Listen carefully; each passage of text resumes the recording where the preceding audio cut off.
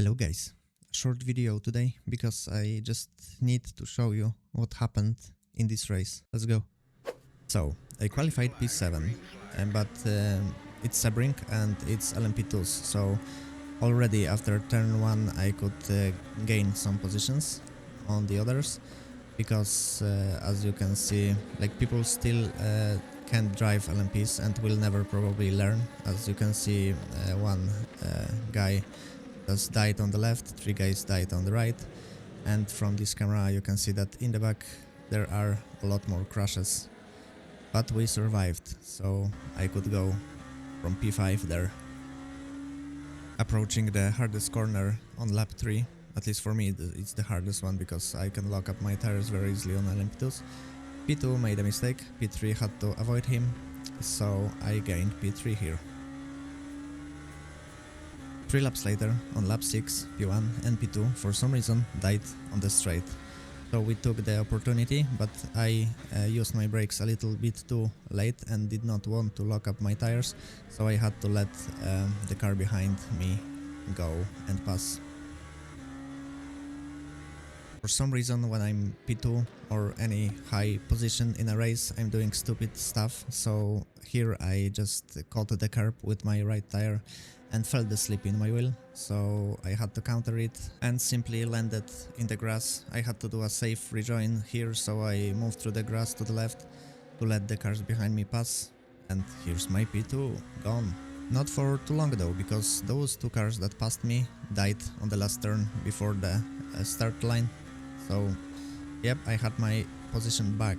3 laps later, on lap number 9, I felt that I need to let the car behind me pass because I was slower than him and I just wanted for once to have a safe race in LMU.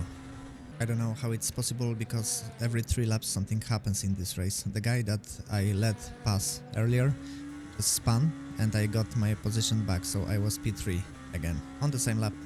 So lap number 12 I had some traffic in front of me, but LMP3s are just like LMP2s, like they are all just crashing for no reason. Then through the rest of lap 12 and few laps later I was going very slowly. Maybe not very slowly, but slower than usual because I did not want to crash, because I felt that my tires are not great anymore and I could not drive the car on the limit, so I was just very cautious. I wanted to finish that race on P3.